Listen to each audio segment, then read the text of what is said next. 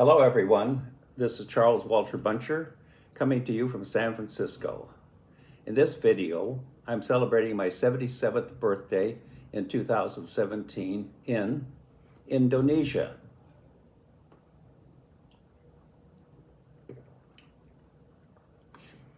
We flew from San Francisco to Singapore.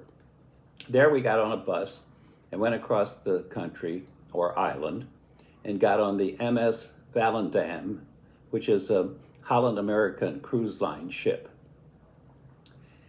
There we sailed off to the first stop, which was Jakarta.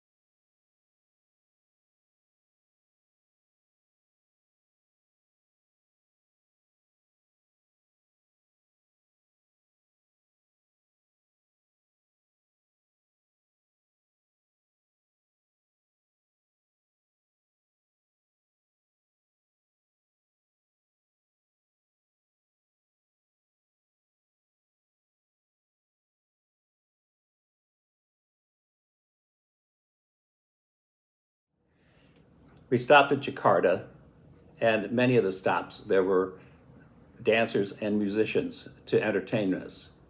Jakarta has millions of bikes, cars, and people, and high rises, and of all things, lots of shopping malls, huge ones.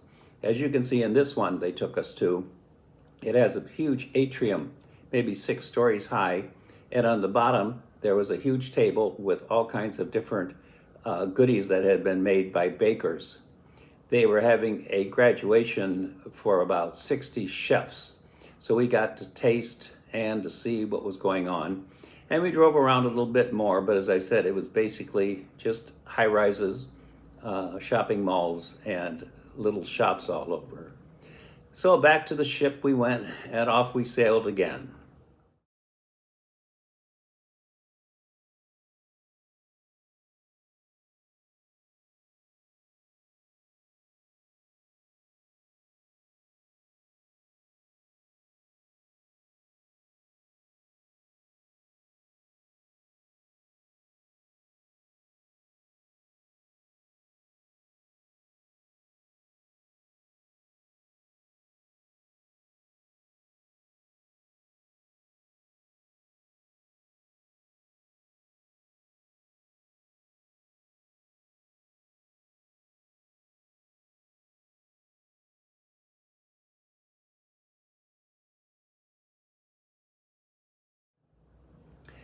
Now, we're on the ship, and it was my birthday, and we've gone to different restaurants and things, but we decided that we were going to go to the one that served steak. As you can see by these pictures, we had a huge steak, and with all the trimmings, it was just fantastic. And of course, cake, and the crew sang away and stuff, so we had a wonderful birthday, or I should say, I had a wonderful birthday.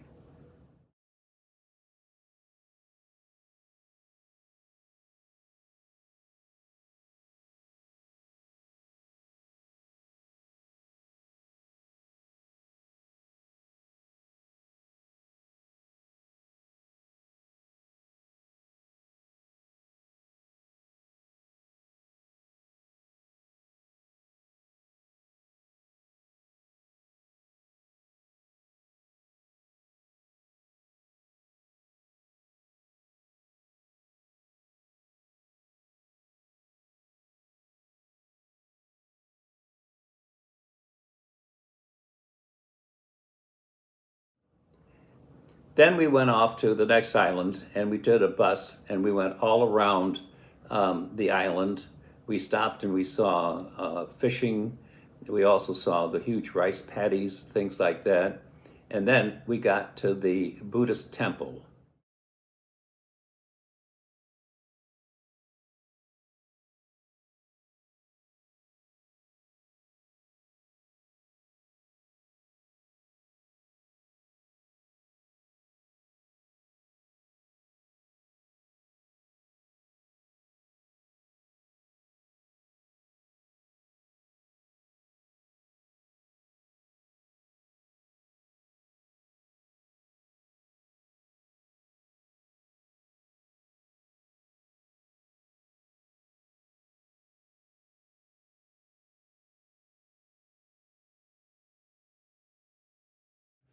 The Buddhist temple is huge.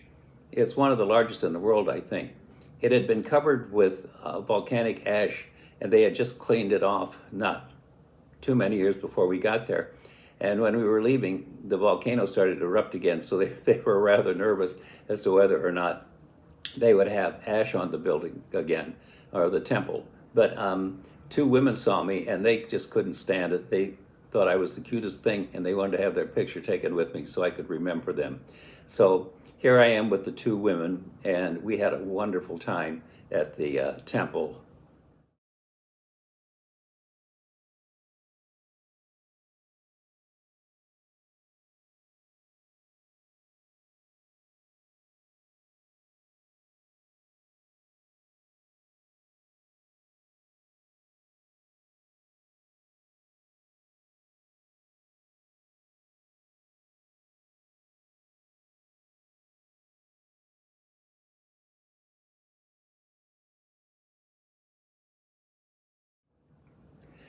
Then we got on the ship again and off we went. And this time we went to Komodo Island, and that was really something. There were two groups of us of about 24 that were on tours. Now, I'm in the first tour, and Virginia was in the second tour. Off we went, the first group, and we got into the jungle, and then there was an open space, and there were three Komodo dragons, nasty looking, laying there flat on the ground, dozing away, like they weren't moving or doing anything. The guides had long poles, and they told us if they acted up, just to make sure that we were out of the way, because if they bite you, you slowly die because the saliva on the fangs has poison in it. Well, we weren't too worried about that, and as we were staying there, the one Komodo dragon lifted his head up and he opened his eyes and he looked at the other one. The other one went like that, and the third one went, and the two of them got into it, and tails swishing and teeth biting away, and we screamed and yelled and ran all over, and the guys had their poles out trying to stop them from running away from that clearing that they were in. And then they calmed down and plopped down again, and that was the end of that. So we went back to get on the ship, and we were in the tender, and the second group came along, and they said, boy, we talk about boring. And we said, huh. They said, what do you mean, huh? We said, it wasn't boring for us. They got into this big fight, and they said we screamed and yelled and ran all over. And they said, phooey, we should have been in the first tour group. We said, c'est la vie.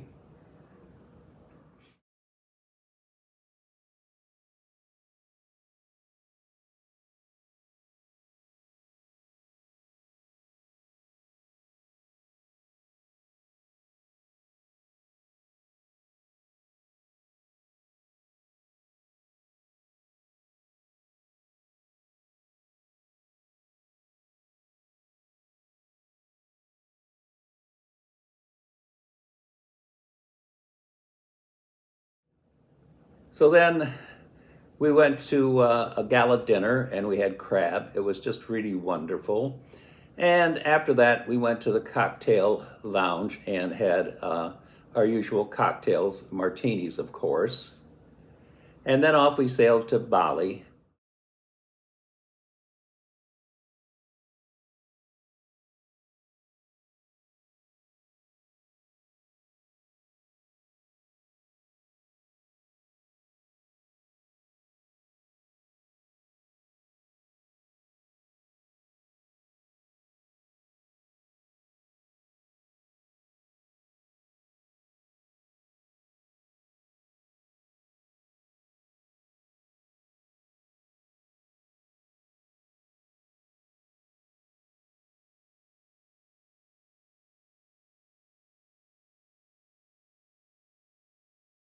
And Bali, we got on the bus and rode all around.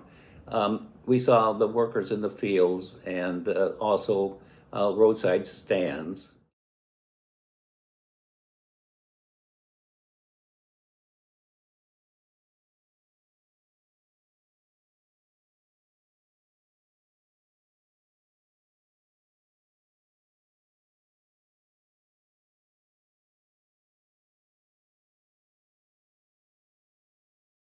And then we went up to the Water Palace, which the king had built in the, I think in the 30s or so. All the fountains are run by gravity-fed water from the top of the mountains. We were told that the king didn't really get to enjoy it because I think he was overthrown. The royalty was overthrown, and they became a democracy maybe in the 30s or 40s. I'm not sure about that, but one can always look it up.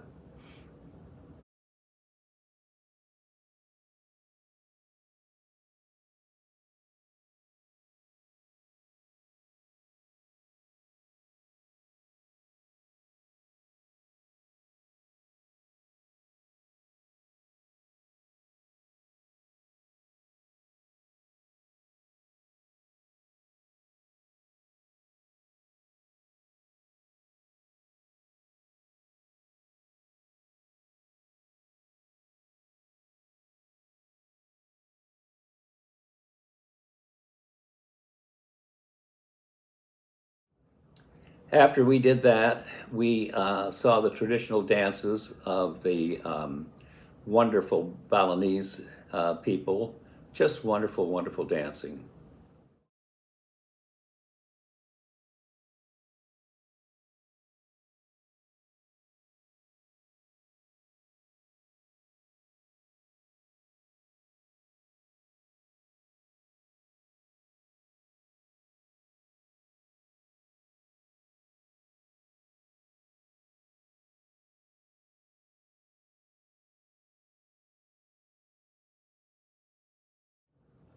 Then we had a big Neptune party.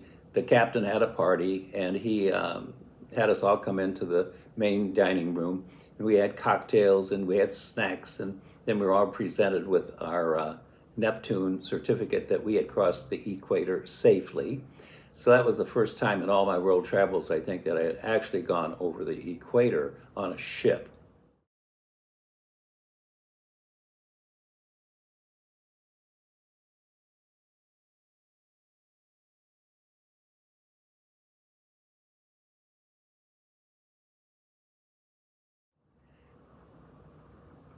Then we went back to Singapore and we spent a day in Singapore.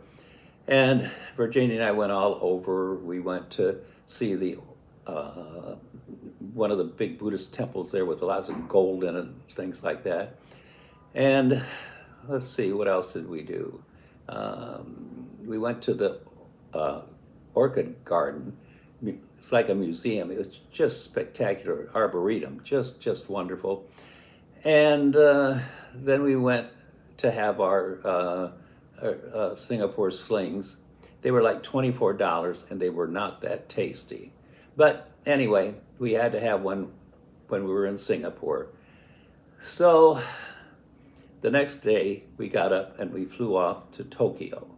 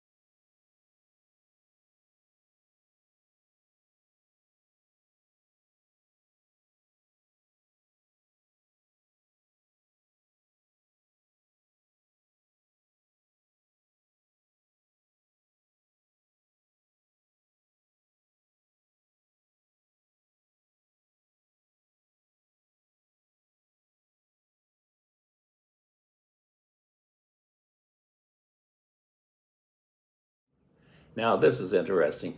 We were 12 hours in Tokyo, so we decided that we would just go to the hotel in the middle of the airport for a nominal fee and spend 10 hours there relaxing, showering, having lunch, and all that sort of stuff. We got in about 8 in the morning, and I looked out the window. Now, I've never been to Japan, and Virginia's been there several times. And I said, wow, look at Mount Fuji. She said, what do you mean? Half the time nobody can see it. I said, well, there it is, right out the window. It's outside the window. I said, it's fantastic. The sun came up, it turned pink. It was just beautiful. I got some great photos of it. And I've showed many people, and they've all been jealous. How did you get those photos? I was in the airport. They said, what? How could that be? So anyway, about an hour and a half later, 2 hours, suddenly the fog came in and the clouds, and they slowly just closed over the whole thing, and there was nothing left to see but fog. So talk about lucky. So from there, we flew back to San Francisco, and it was just another successful birthday for me. 77 years old and counting. Cheers.